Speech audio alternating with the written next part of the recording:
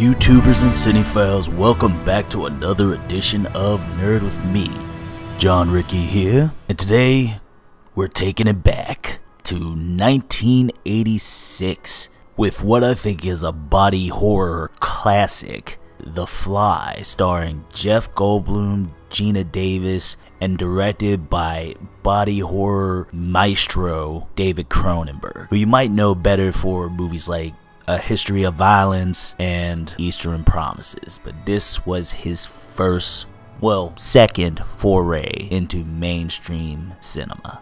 Let me tell you something about this movie though. Besides the stars of main two stars of Gina Davis and Jeff Goldblum, who are amazing, the big star here is David Cronenberg. But you gotta understand, you check out Cronenberg's filmography, you're gonna feel something like, you son of a bitch. You know what's really beautiful about this? You two kids picked me. You didn't have to, but you picked me. It makes me want to kiss you guys. Come on, come on, give me one. Come on. You see my distant fellow. I have to kill him.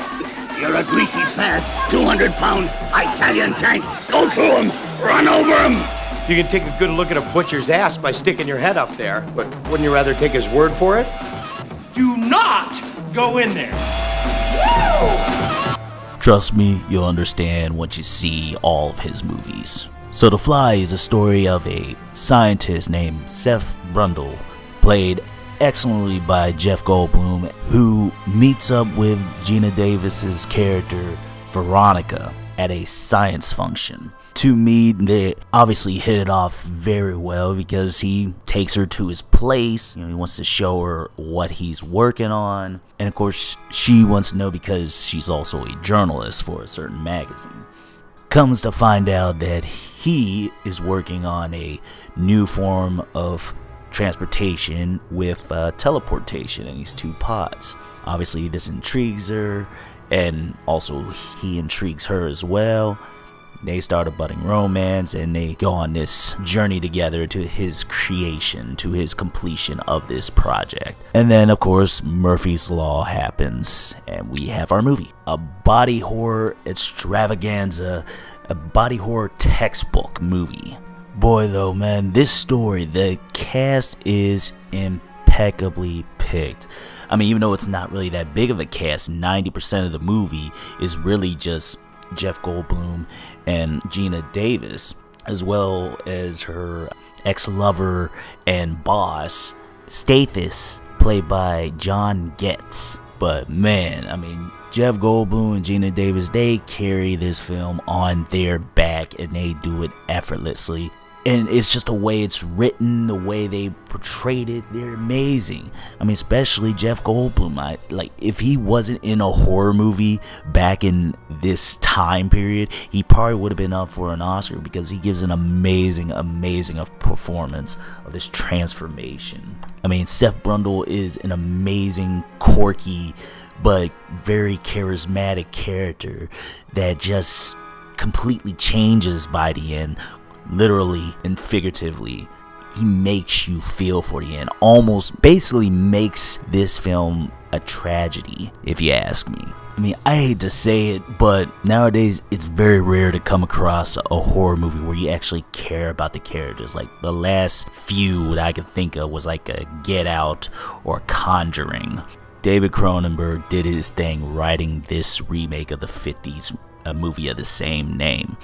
He created these two characters, which really, it starts off almost like a love story, and then it devolves into the body horror like a third of the way through, and you're just like, oh my god, that's the horror of it, because you feel like you know these people, and it's organic, pun kind of intended. I mean, you're actually lulled into a sense of false security as the movie goes on, because once it goes down, you're just like, oh, okay, yeah, that's what we came here for. And the makeup job on these transformations, the situation, the stages just feel so real. I mean, it has you looking like, It's not Snowflake. It's not Snowflake. I mean, as it gets worse and worse, like, you start cringing more and more. Look, it was so good, it won an Oscar for Best Makeup. Hands down, obviously, it should have won. And it still works to this day. I mean, it still looks great, even after 30 plus years. And when it ends, you're spent, man. You're just like, oh my god, can't believe I experienced that. It was crazy, it was gross. Wow. I mean, it set a benchmark that is very hard to achieve. And on that note, The Fly 1986 gets a... You had my curiosity, but now you have my attention. Yeah, I mean, my one thing about it is that, like, I think it should have been a little longer, but man, it's an amazing film. If you haven't seen it, check it out. It's awesome. And side note, the film is produced uncredited, by the way, by comedy maestro Mel Brooks, who brought us Blazing Saddles, Spaceballs, Robin Hood, Men in Tights. Crazy, right? But anyway, if you like some horror movies, I suggest this one. Seek it out. Find it on Netflix if you can, YouTube, Hulu. Check it out for yourself. Enjoy it and gross yourself out for Halloween. It's so worth it. Anyway, YouTubers and Cinephiles, take care.